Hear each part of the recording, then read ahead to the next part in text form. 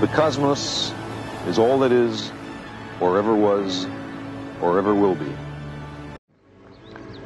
If the general picture, however, of a Big Bang followed by an expanding universe is correct, what happened before that? Was the universe devoid of all matter, and then the matter suddenly, somehow created? How did that happen? In many cultures, the customary answer is that a god or gods created the universe out of nothing. But if we wish to pursue this question courageously, we must, of course, ask the next question. Where did God come from? If we decide that this is an unanswerable question, why not save a step and conclude that the origin of the universe is an unanswerable question? Or, if we say that God always existed, why not save a step and conclude that the universe always existed, that there's no need for a creation, it was always here? أم خلقوا من غير شيء أم هم الخالقون أم خلقوا السماوات والأرض بل لا يوقنون.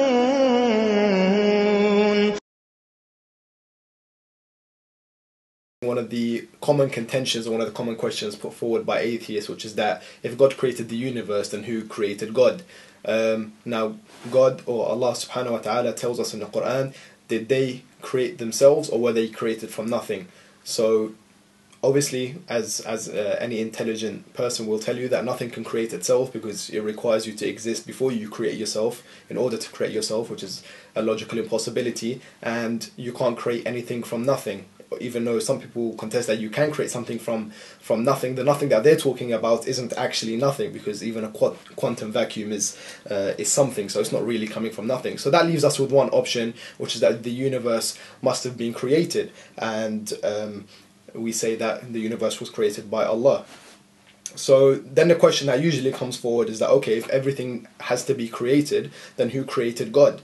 So today we'll be addressing this, and as usual we'll be doing it in the same format of presenting 3 points. So the first point that I'd like to bring forward is that to ask who created God is the same as asking how many married bachelors are there. Now, a bachelor by definition is a unmarried man, so to ask how many unmarried men are there is it's a question which doesn't make any sense. It's absolute nonsense.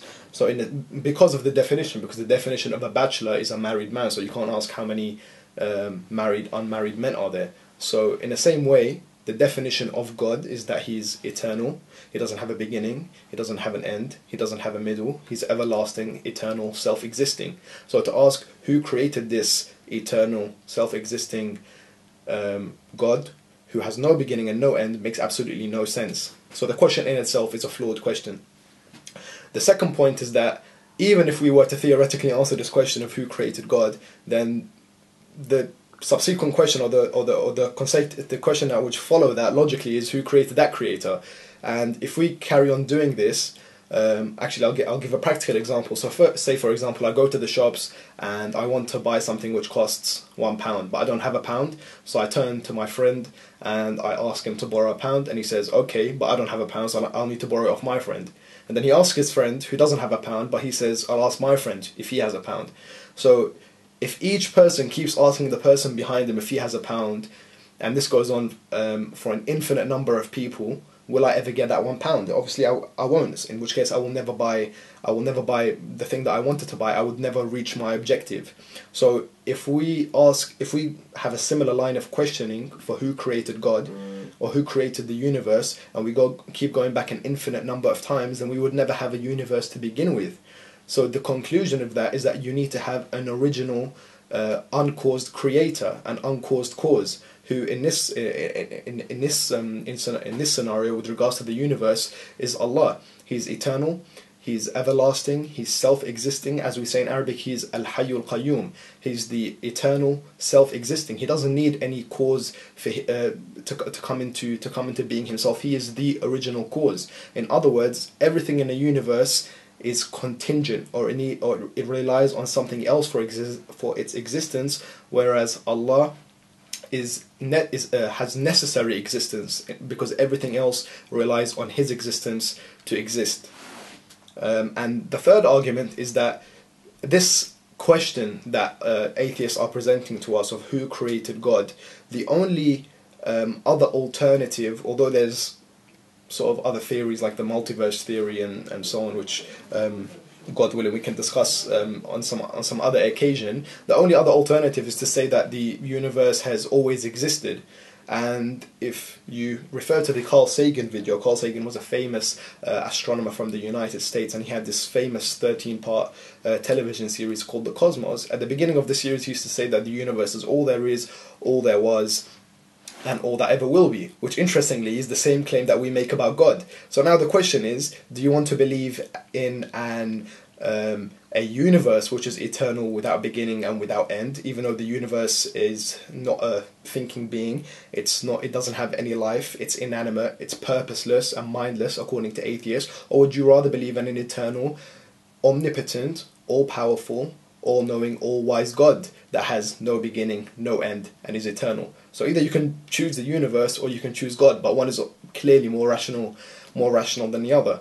So with these three arguments, just to recap, it doesn't make any sense to put forward that question, because God by definition is without cause. Number two, if we keep following this line of questioning for everything, then nothing would ever begin to exist, because it would just keep on going for an infinite number of times. And number three, you can either choose that the universe is everlasting, or you can choose that God is everlasting. You can only pick one or the other, but obviously one makes more sense, because I personally would rather believe in an all-powerful, all-knowing, all-wise God that is eternal, has no beginning and no end, than an inanimate, purposeless, mindless, useless universe, as atheists would say. So thank you very much. As usual, if you like the video, share it with your friends and subscribe. And again, I put forward to you the greeting of Islam, the greeting of peace. Assalamu alaikum wa rahmatullahi wa barakatuh.